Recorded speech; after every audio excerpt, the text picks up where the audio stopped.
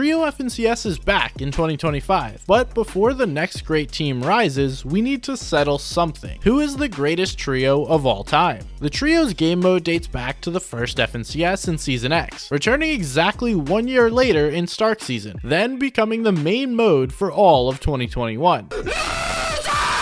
There have been 7 total Trio FNCS tournaments and 0 LANs compared to 14 total Duo tournaments and 4 major LANs. At the height of the Trio era in 2021, teams would form, split, reform, and split again, sometimes all in the same week. Finding 2 teammates who clicked was hard enough. 3, let's just say there was a lot of volatility. Sick, love it when my 2 teammates hate each other. The fluid nature of trios makes it hard to declare a clear undisputed number 1. In fact, if every one of the 50 other Fortnite competitive channels made this video, we might get 50 different lists. We could have that discussion. But that is what makes this such an interesting exercise, because after 2025, there easily could be a new greatest trio of all time. Don't get us wrong, there has been some great trios, but first place on this list only played in 4 grand finals together, and obviously 0 LANs. Our ranking criteria is super simple: competitive peaks like FNCS championships and consistency across seasons. As always, this will be weighted heavily to the stronger 2 regions, North America East and EU. So with that, here are the top 10 trios of all time. But first, the most important trio: liking, subscribing, and using code WeClutchUp in the Fortnite item shop. You're very good, you. The first trio needs no introduction. They played one glorious FNCS together and captured the world's attention in the process. It is, of course, Mongrel, Mitro, and Tayson. In hindsight, Stark Season was the end of a golden age of Fortnite that began at the start of 2020 with Chapter 2 Season 2. This trio's win was, in terms of interest, the competitive peak of this era. Because of this, it is extremely nostalgia clouded.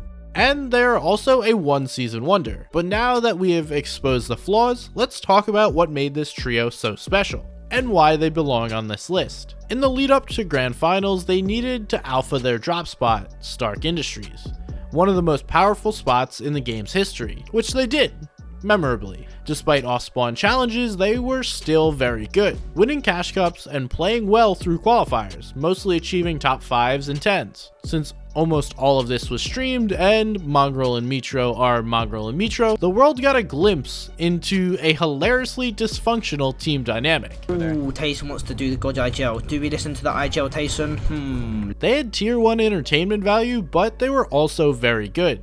Tayson's combination of skill and game IQ perfectly complemented Mongrel and Mitro, 2 extremely gifted players with a flair for the dramatic. In Grand Finals, they got off to a super hot start. A Mongrel solo clutch. The Lone Rangers of the EU, and bang! Rojo gets bopped right there from Mongrel. A clinical win from height. Going to go to Tayson, Mongrel, and Mitro. It is just a matter of time. Duck on top tries to make a play. Squeeze gets swatted down. Andalix gets swatted down. Last player out in the zone. He's tagged out. They find the elimination 2. That's Janice cleaned up there. A Mitro solo clutch. Crash pads himself back in, and now he's up on the high ground with a huge 100 into a 104, and Mitro in the bottom right-hand corner has sole control of high ground as a solo. Oh my goodness, Mitro, you madman. You have height right now, and the world is your oyster. What an unbelievable play to take it. But it's now what? No way! With the big time knock, Mitro is cooking up here, and we're getting into the final moment. A 4th, a 6th. The E11 Tayson, FaZe Mongrel, and Liquid Mitro says Europe is ours, and you're going to have to pry it from our hands here. And Dreda falls like a fly. I drop down on the backside. Stursix and Vettel are going to try and 2v3 clutch it up, but honestly, they're heading in to a buzzsaw of our top trio, the Stark Industries veterans, closing it out here. And can they get yet another victory royale to cement that top spot on the leaderboard going into day 2? Stursik goes up to challenge, but he just gets swapped. And 2 more absolutely clinical wins, taking a massive lead. Matter of moments, and there it is, the moment complete, the victory royale. But on day 2, they began to falter when Anas, Thomas, and Flick pushed them off their drop spot. For the first time in this tournament, Tayson Mitro, and Mongrel go down with 0 points. As the second place team of Andalex, Xsuiz, and Jonas surged, it looked like their once glorious lead would fall. But they made the bold call to land on second place in the final game, doing enough to hold on to the lead. The final game right here, right now, and we're gonna kick it off where else but in Sweaty Sands, with 1 and 2 standing toe-to-toe, mouth-to-mouth in the ring at one of the strongest POIs, but not a vault in sight, just some good old-fashioned Fortnite. And win an extremely memorable championship. FaZe Mongrel, Liquid Mitro, and E11's Tayson will get that victory. They split soon after, a short-lived but iconic trio. We might go as far to make an extremely YouTubey statement: we will never see another trio like Mongrel, Mitro, and Tayson. Next is an iconic trio of Danes, Flick, Anas, and Thomas. Not to rub it in too much for Thomas especially, this is one of the candidates for the best trio to never win in FNCS, the bittersweet title that follows him everywhere. This team of Danes began their 3-tournament run in Stark season, where they started slow before making a bold decision, bullying the first place team off their drop spot. All more shocking because the first place team happened to be Mongrel, Mitro, and Tayson, and the drop spot was the fabled Stark Industries. One here, and they're going to wrap up for the first time in this tournament. Tayson, Mitro, and Mongrel go down. In game 8, they had an insane 15 elimination win. Gonna continue with the crash pads, sends up Anas, but Flick goes down. They're gonna put the heals onto Thomas, and then Anas is gonna go down and try and close out the match. Challenge comes up with a big 75 tag coming through. Here's the thing, Anas is down 1v3, but the tick is gonna end up coming over. Centric is in the zone, he has the healing pads, and Thomas HD clutches it up there. Well done, Louis, going down in 15 eliminations. And in game 9, a 13 elimination third. Nice.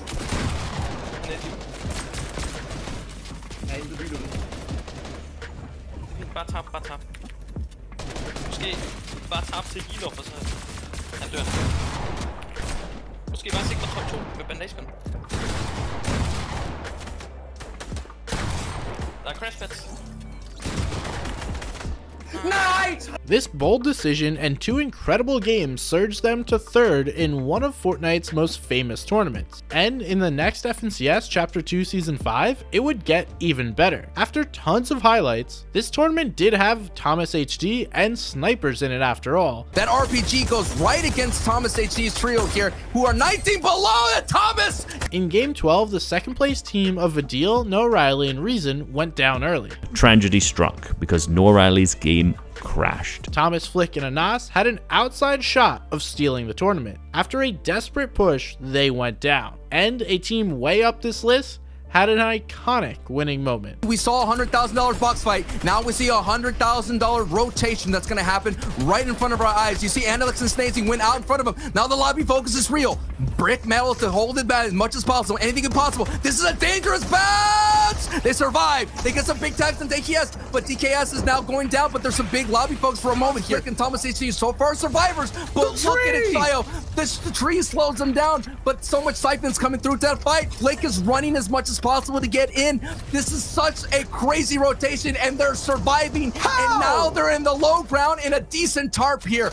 These last game heroics were good enough for second, the first of many for Thomas HD. When you come in third in one FNCS, second in the next, expectations rise accordingly. But they fell to fourth, a tournament marked by missed opportunities. Says not so fast. Big elbow jump, but Reason claps back. Reason still can he get the siphon? He does. If he can find Thomas HD, Reason could have the clutch. Oh my goodness, what? But still had the exceptional plays that had come to be expected of such a dominant team. From here, they split, a trio that spent 3 seasons as a top tier trio in EU. But wait, you might say Bugha and Miro went back to back, making them one of the best trios. But Bugha and Miro won once with Muzz and once with Dukes, making it hard to put either short-lived trio high up on the list. And we settled on the Grand Royale dominating trio of Bugha, Miro, and Dukes. This trio was stacked. Today they have 13 championships between the 3 of them, but even at the time, Miro had just won his 3rd, Bugha his 1st,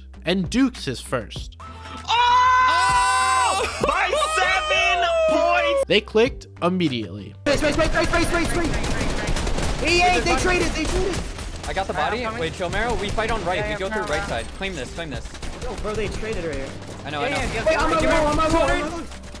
Get the body. Throw a body. I'm throwing. I got body. 84 white. I got my Dukes, play for that finish. 100. You're gonna get it soon. dead. 6 builds, Dukes. 6 builds. Wait, Dukes, you can drop to me, bro. You can drop to me, Dukes. Yeah, I don't have mats. I don't. Okay. Wait, see the? Do you have harpoon? Yeah. No, I got one. Wait, back row, dead. Dominating Grand Royale, winning by over 50 points. We did, bro.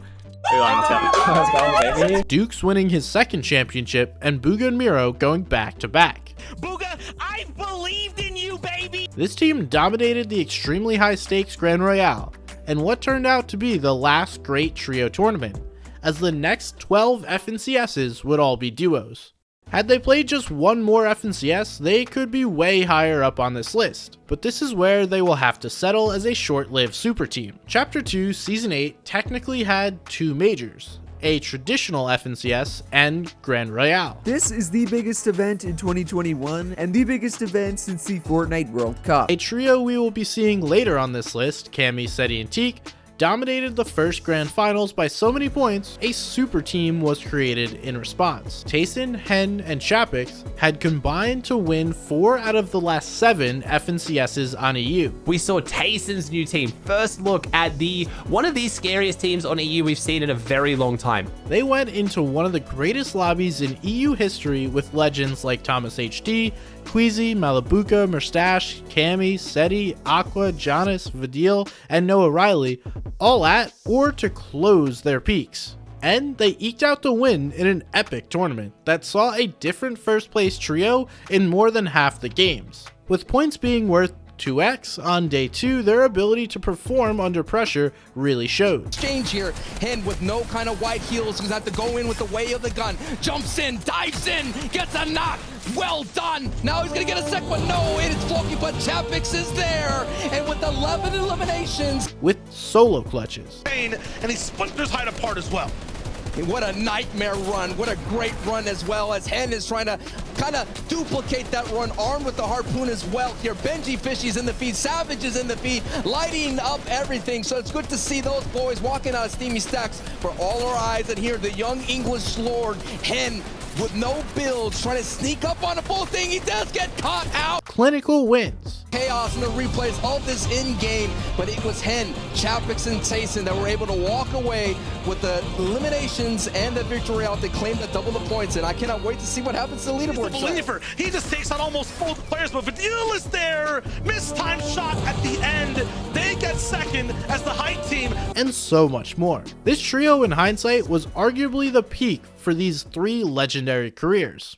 Oh, look, it's Epic Whale and a controversial ranking. If you just count pure championships, Arkram, Rex, and Epic Whale are at the top of this list. Not 2, not 3. 4 straight championships, sometimes trolling the entire region. Their dominance began in Stark season, and they had a simple formula. They combined the region's duo champions, Epic Whale and Rex, with Arkram, who had placed first and second in the 2 solo FNCSs. They got a super team. And in case you were wondering, yes, they lived up to the hype. In Grand Finals of Chapter 2 Season 4, few on the region were ready for what they would unleash with huge games. Don't look on arc. That nice. 2v1, 2v1, 2v1, 2v1, 2v1. Full bottom. Edit. Nice, let's go, Rex. Including a 17 elimination win. Rex, your solo. Getting that? Dead. I carried them. I carried all of them. Just stay in storm. Same circle. Winning their first by over 100 points. But they would not rest on their laurels going into Season 5, qualifying straight to Grand Finals after winning the Week 2 qualifiers. And they cooked.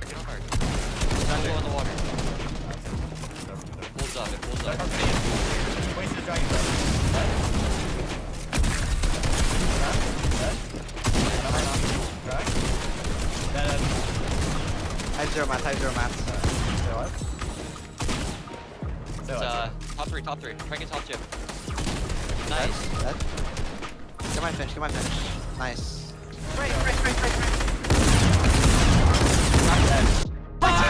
Getting another dominant Grand Finals win. When it came time for Season 6 FNCS, there was little doubt about who the favorite was. Artfrom, Rex, and Epic Whale, we haven't seen them compete on the FNCS stage for a month and a half, 2 months now. I am so excited to see their reign of just terror go through once again in North American West, because they have now won 2 seasons in a row. And just so this doesn't get too repetitive, in Season 6, they cooked again. Crack. What? Dead 2. Get finishes. Get finishes.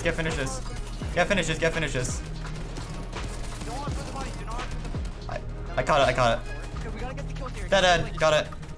Bro, I think Rex and I could drop this 11 up. He has no match, he's harping low ground. On me. Solo on me. Turn him down. Saw you.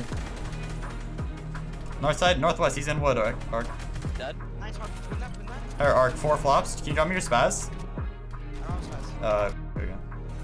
Straight, full trail. Rex, don't die. Dead. South end zone. Okay. Dead. 1 HP on that guy, Rex. He's straight like this. Nice one. Last guy. Let's go, boys. Holy boys. We are so good. We're so much better. As the region was slowly catching up to them, in Season 7, they would still be insanely confident, giving up guaranteed qualification to Grands in order to play out the qualifiers, then proceeding to get first place in the Week 2 qualifier. We cannot replace him. But Grands would be close for a change. They had to clutch up. They need to find Elims now. It's a 3v3. They know players are going to go back into the zone for the heal off. They have the heal off secured. Hurdy is the only one that can play for it. Rex is going to drop down. Rex on the low ground with the shotgun is scary. It is terrifying. The team has to know that they are going to win. Rex is going to take down Jake. Someone going for the high ground. It doesn't matter. Artfrom says get back to the lobby. They pick up the victory out. They were only in second going into the final game, and this happened. Kenshi is going to have to put up the solo performance of a lifetime. First place is out. Give us the screen, but they're in danger too. 56 health with the legendary loadout on Rex. They're going to run through. 3 points available if 2 more trios go down. Storm Surge will turn off with 2 trios falling as well. 6 eliminations. The 4-time champs looking to make it 4-time trio champs. They have the tools. Can they do it? Shots come through. That's going to be Epic Whale going down. Artfrom trying to find something. He's getting boxed out. Will it be enough? Artfrom goes down. Falcon and Ree and Chris win. The 4th time! Winning their 4th straight. Things unraveled when they placed second the following season, and Epic Whale and Artfrom teamed up with Reet to win Grand Royale. It's hard to rank because West was just not as strong as EU and NA East, but it would be wrong to have a list like this without them. At their peak, this was probably the greatest trio ever. Clearly being the most dominant team in this season by a long shot across pretty much every game mode. The only problem is their peak just wasn't that long, only playing 3 FNCSs together. In Chapter 2 Season 5, they had the most dominant season of any trio on this list. They started off the season strong with the 2nd place in the Trio Cash Cup, then placed 1st in Week 1 qualifiers, then 1st in a Cash Cup just a few days later, then 1st again in the next Cash Cup. Wow. Then they came 3rd in Heats, going into Grand Finals with a ton of momentum. That's that 215 cabbages available for that heal off, but with just a gold pistol. Is it enough to crack and deal damage? I don't think so. You have to get a lot closer, and this is a very high tarp. They cooked in Grand Finals. Averages at height, and they have the dogs down below. Actually, Hen gets hit. Can Janice? Yes, there it is. The connections are real. A lot of health managed. Down goes Hen, but it's Chapix at height. Can Chapix? Yes! Chapix! And capped off a historic season with a rare FNCS winning moment in the 12th and final game. Here, as Hannah's getting tagged, Chapik is getting tagged, and they find some saving grace in the steamy stack. They're able to fly up it and slow down that pressure from the backside. And wow, what an unbelievable feeling right now. They are in the air gliding and may be able to glide up for a way for a championship. Are now going in, and they're gonna get some more tags. They're not happy with just the victory. They want to do it with a big time statement.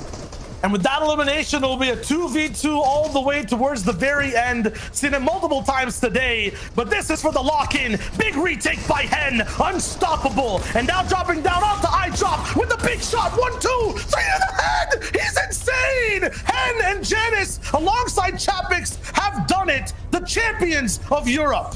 Oh my goodness, they did it! A pretty convincing victory, but it would go downhill. In Chapter 2 Season 6, they would be contested, and while they miraculously fought themselves to second after 5 games, it proved to be too much, and they finished 8th. In Chapter 2 Season 7, they had some strong placements before Grands, 2 firsts and 2 seconds, but in Grand Finals, it seemed the magic was gone and they finished 8th before splitting. Hen's team in 7th, bit of a comeback. Surprised they weren't higher up there. They were unconda craggy. These things didn't really come together. Don't really know exactly what went wrong for them. In Chapter 2 Season 2, Acorn and Jack placed 10th in FNCS, putting the region on notice. For trios, they joined with Slacks, who had placed 15th in the World Cup duos. In Stark season, they got straight to business, winning the second Cash Cup. Then their Heat, with many more top 5 and top 10 results across qualifiers, finishing 5th in one of North America's most iconic lobbies. To heal off potential, they drop down. What is going on? It is a bounce house. How is Avery still doing this? He falls, but a massive 2nd place, and this is a new team jumping up out of nowhere onto 62 points. As it turned out, Stark season was a warm-up, because in Chapter 2 Season 5, just like Hen, Jonas, and Chapix, they exploded. They came 3rd, 1st, and 5th in Frosty Frenzy, 3rd, 2nd, 2nd, and a 1st, 1st, 1st in Cash Cups, won the Cypher PK Cup, and their FNCS Heat. There it is, Jack, Acorn, and Slacks, one of the most consistent teams coming into it this weekend. And again, I'm the one always arguing they just don't get enough credit for how phenomenally they are performing. One of the most dominant seasons on a major region we will ever see, but their job wasn't done. Job's not finished. It was time for Grand Finals. Working its way down, 1 rocket left, Acorn goes through, 2 teams, 6 players claw their way back through this. You talked about the Dragon's Breath, they have the firepower, they have the potential, but they're up against the RPG, and it is destroying low ground. Acorn gets 2 eliminations, it's a 3v1, it's a victory royale, a 15 elimination victory royale for this team monster. What? Which came down to day 2 execution. They don't want to be the team on the top, and they don't want to rely on another team. They're building the tarps. They look phenomenal. Can Centered Edgy Commandment get down in such a good position as well, or are they going to fall early? I like that they're keeping a low profile, staying away from the other opponents. It looks like they got a refresher as well. This is massive. This is such a race. All of the teams we need to be here are still here. And now that they're finding elims, it's going to allow them to continue to maintain the lead. Enough for them to narrowly eke out a championship, but their title defense was weak, 13th in Chapter 2 Season 6. But the reason they rank higher than their Season 5 winning counterparts from EU is they stuck together and closed out the year strong, bouncing back with a 5th in Chapter 2 Season 7, officially informing the region they were going nowhere. Finally, they closed out the year in one of the most overshadowed 3rd places in the game's history, as Booga and Miro went back to back. I'm dropping, drop stocks. Okay, do it. Okay, all you guys.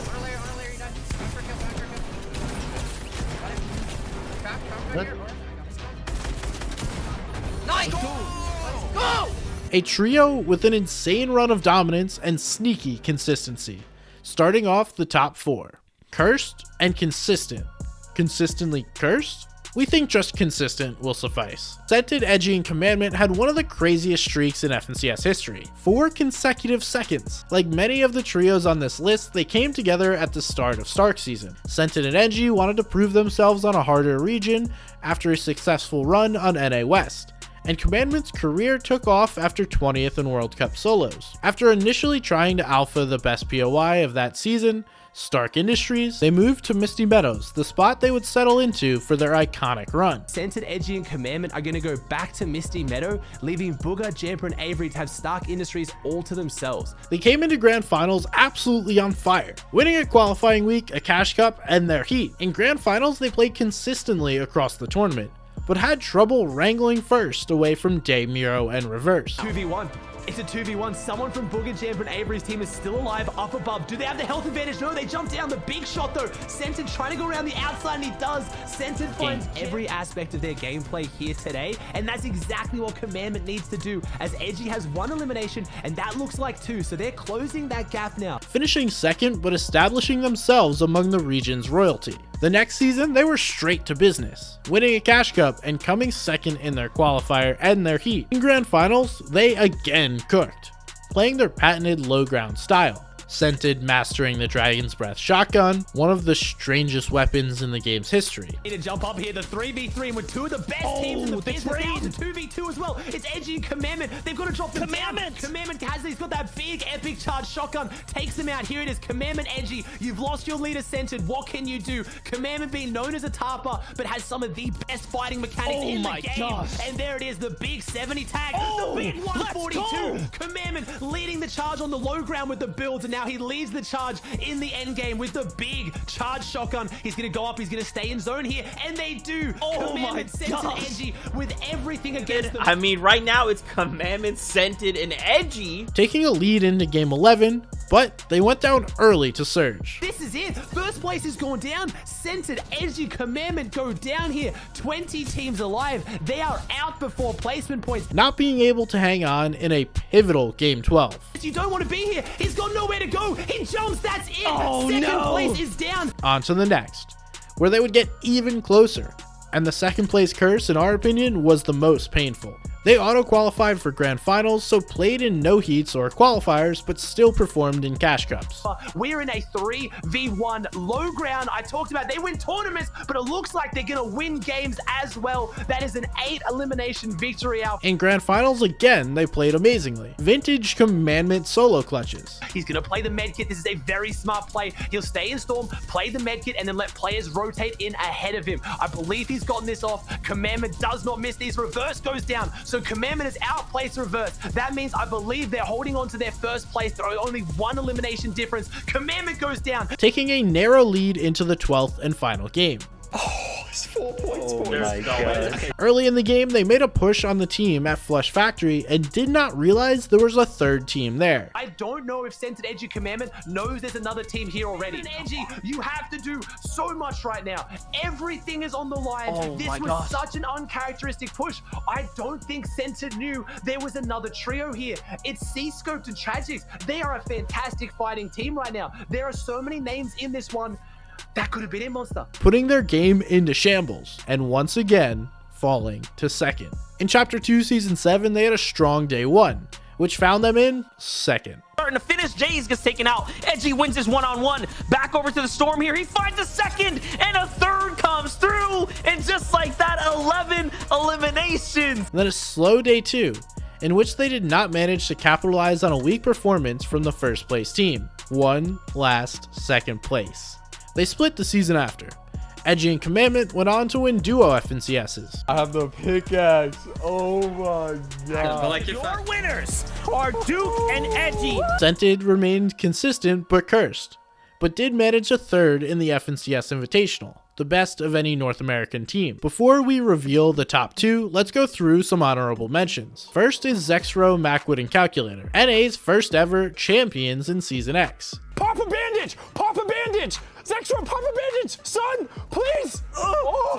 Wait, don't forget, he has the double eliminations for the Siphon. It's gonna come through. Agro goes down. Uzi goes down. 1 HP. Sun down. What? Even finishing second in Squad FNCS the following season, and ending their run in Stark season with a 7th. Next is Aqua, Shinken, and Stompy, who won the first ever FNCS on EU, but never played together again. One glorious championship. Queasy, Trulex, and Jerky won an iconic FNCS in a terrible season. Their title defense holds them back, 15th before splitting. We had a hard time picking a Booga and Miro trio. The case for Booga, Muzz, and Miro would be that it began the 3-peat. Oh my God, we won! Reason, Noah Riley, and Vidil were probably the most electric trio ever, finishing 3rd and 5th in back-to-back tournaments, but doing it in style. Versus Vidil. Okay, let's see what we got. Big bouncer, big shot, 100, followed by more. Vidil is insane, and he doesn't lose those. Snacky, Ree, and Favs ended the reign of Arkham, Rex, and Epic Whale on Wes, so deserve some credit. Muzz, Looter, and Speedy went back-to-back on OCE, and then tried their luck on NA, but failed to make grand finals. Muzz has stuck around NA ever since,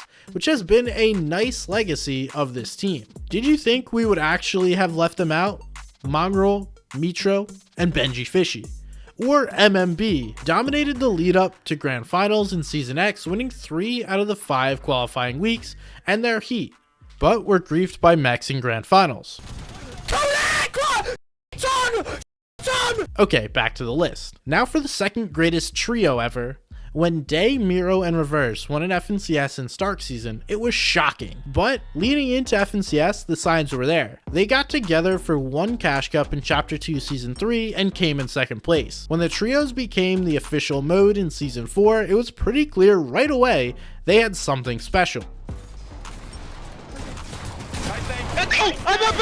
Their worst FNCS qualifier or Cash Cup placement was a 6th, and they seemed to be peaking at the right time, with a 2nd in the final qualifying week and a 4th in their heat. So we knew they were something special, but it was hard to take them too seriously because the depth of talent on the region was just absurd. This is arguably, or I'm pretty sure statistically, the most stacked grand final for NA East ever. But when Grands came, even with an iffy split drop, they cooked. And now finally the patience plays off. They walk into him and Azers gets dropped here. Well played for Reverse now. It's up to AV to clutch, and no, he's not going to. This is one of the other best teams. It was first against second. What a clash. Wait, they have 6 eliminations, and then XS team had none, so this is now 3 points. They're only 3 points behind first, who are out of the game. Making the plays they needed in the final game to clinch the tournament. He's going to go toe-to-toe, and he gets the elimination. Day is still doing this. They're pushing ahead. This is your #1 team, and they're closing out the last game to really put the icing on the cake.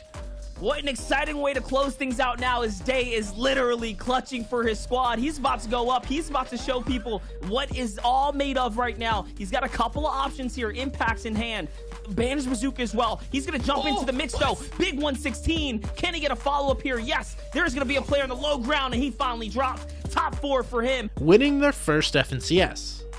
The first of 6 for Miro. Here's your FNCS NA East winners. It's TNA's Day, it's TNA's Miro, and of course TNA Reverse 2K. 208 points, not a single victory royale, 72 eliminations. Miro holds the record, and he can hold the record proudly now, as they have secured themselves as the FNCS grand champions of the NA East. They've done it. After a brief breakup, they reunited for the following FNCS, having a lead at the end of day 1. And it goes over to Reverse 2K, Day, and Miro. Our ex-FNCS champions is capitalized with a big RPG shot. And here we are. These are our standings. Yeah, day 1, 6 games completed. Day, Miro, and Reverse. But falling to 4th on day 2. Their bounce back was incredible. At the outset of Grand Finals in Chapter 2 Season 6, as he looked at a drop map going into Grand Finals, Reverse 2K had this to say. When I see this drop map, I kind of get excited. Some of the boldest trash talk ever. Important as an endgame, they win or lose their FNCS on this fight potentially. If they go down, I have to call it as almost definitely over for this trio. Yeah, for sure. And look, this is how it all can work out. Just grabbing those walls, setting yourself for the next elim up. Miro's gonna go in and find the one that he needs here, and walks into the box. This is actually a scary thing to do. That is now 6 points that brings them even closer to Commandment, Centered, and Edgy. And this is what we want to see when they're playing at supreme confidence, which they backed up in Grand Finals. Miro having an iconic Game 11 solo clutch. Miro has to prove it was. Yeah, so far so good right here, because he has found a lot of eliminations. He finds another one there on the backside of zone. The elims are the difference maker, because he's still up. He's still early in placement as well, so you cannot count this out. And Miro might just be as quick as a flash here. He's gonna walk in through the side. He finds 2. That's 1, and that's the 2nd. And all of a sudden, Miro is proving why he is this good, and he wants another championship. He's not gonna make it easy. Scented is down. Edgy is down. They are now out of this competition. Where is Commandment? Could Commandment still be up? If so, this is still on the line here. He's gonna find another knock onto Rise. Miro might just have the biggest clutch of the season right here, right now. There's only 2 players left below him. There's a knock there, Aussie. Can he actually do this all? It's a full trio. Look, they found Commandment. It's threats and jam, but Miro has to drop down. Can he make it work? Oh He's my done gosh. everything as a solo. He put everything on his back. Oh my He's jumping gosh. the side. He's hitting perfect shots. 9 builds. Has time to get the minis off. Let's see it, Miro. We hyped you up as a solo player. You've done it as a trio champion, but right now everyone is watching. Your teammates are watching. First place is watching. Can you overtake them? Just misses the shot. No. Bro, Miro! As they eked out the win in Game 12. Day, Miro, Reverse. They are your NAE FNCS Final Season 6 champions, baby. And Reverse 2K got to flex. Me hard. I'd like to take this chance to apologize to absolutely nobody. The double champ does what the he wants. But one of the sweetest things to ever happen in Fortnite competitive turned sour, as Miro and Day left Reverse for Bugha, which caused a chain reaction of team splits across the region. Bugha decided to back out of this controversial trio, so Day, Miro, and Reverse were back together for one last grand finals, but their vibes were shot, and they placed 15th, officially ending the out-of-nowhere trio that spawned the GOAT. While they only have one championship, this was definitely pound for pound the most consistent trio on the era's hardest region. Take this feeling with you to the future and use it as fuel. This is how legends become legends. With one of the best stories ever. Before the end of 2020, Cammy joined Seti and Teak to form one of 2021's defining trios and begin the era of Cammy and Seti. And hype started to build because Seti and Teak had a dominant performance in the DreamHack Duo tournament coming first. Seti now, who has Seti will win. Of a ride. Seti, what? Let's go, Seti, baby! So for Chapter 5 Season 5, they set their sights at the top of the EU region, controlling their unique drop spot, the Cammy split. And in Grand Finals, they proved themselves as contenders on EU. Interrupting the edit to go all the way up top as well. See some more. It's still a stalemate. Artox gonna drop down below. Artox gets knocked down by Seti, but trades. Pizza still alive on high ground. Big shots down below. Cammy has a med kit. Was it timed properly? It's gonna come down to the wire. It was. One more flopper to get as well. Can Pizza find him? He can't! And with position and just awesome low ground gameplay, Cammy wins that one out. Sitting in first after day 1, but it came apart in day 2, falling to 6th. But this was their coming out party on the region. Unfortunately, success is never a straight line, and greatness is often defined more by how you bounce back from your greatest depths than how you achieve your highest highs. You guys, you need to remember this feeling now. Going into Season 6, where many considered them favorites, they made finals in every qualifying week, narrowly missing a direct ticket to Grand Finals in Week 2 coming in 6th, and then again in Week 3 coming in 5th. So it was on to heats, and they came 7th again, missing Grand Finals by just a few spots, coming frustratingly close 3 times in a row. This sent them to the reboot round, which would give them 3 chances to win a game to make Grand Finals. A whole season where they had come so close so often was on the line. One win was all they needed, and they came painfully close, but missed out on the win and were gutted.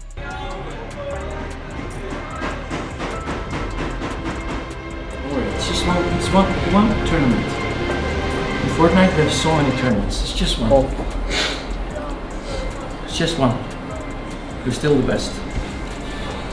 What you need to do, guys, you need to remember this feeling now. I know it feels shit. But next time when you win FNCS, you will remember this. But Phoenix's rise from the ashes. In Season 7, they had a nice bounce back coming in 4th in Grand Finals. But it would be Season 8 where they would put it all together and fulfill their destiny. They qualified by coming first in their heat, and in Grand Finals they dominated, consistently making endgames, taking first place after 4 games, and from there they kept climbing. Seti, Cammy, and Teak have just been in scintillating form. We're keeping all the pressure on one side, so all 3 of them can stare at things as they chop down, but it's a surprise from Cammy all the way to low ground. He takes out Crow. The lethality's broken in half, split down the middle.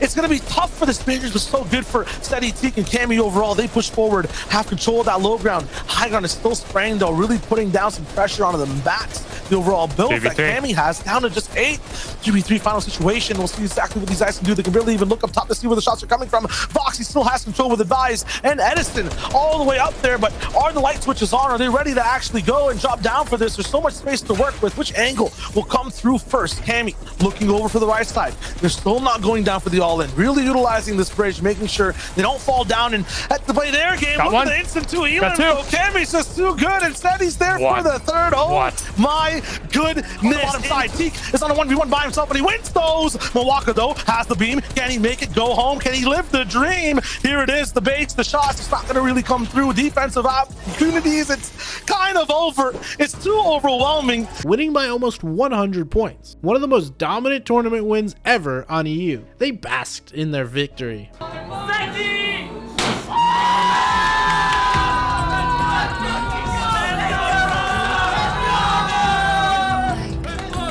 but didn't have to celebrate too long, because just a few weeks later there was a massive tournament, the Grand Royale. This is the biggest event in 2021 and the biggest event since the Fortnite World Cup. They look to translate their insane domination in FNCS to the Grand Royale, and we're extremely close. Fisherman all the way up on high ground. He's playing that heel off, playing the final game of EU perfectly from his spot. Some tragic fall damage in Game 12 potentially being the difference, coming in second to the super team of Tayson, Hen, and Chapix. Capping off a historic year at the end of the first trio era. Somehow Cammy and Seti would manage to top their trio success in duos, but we've talked about that a lot in videos, so go watch. In fact, we have an amazing video covering every single one of these trios in depth. Henry Ford once said, coming together is a beginning, staying together is a process, and working together is a success. And isn't that the key to trios? Like, sub, and check out our other videos. We've made amazing videos featuring every trio we've discussed.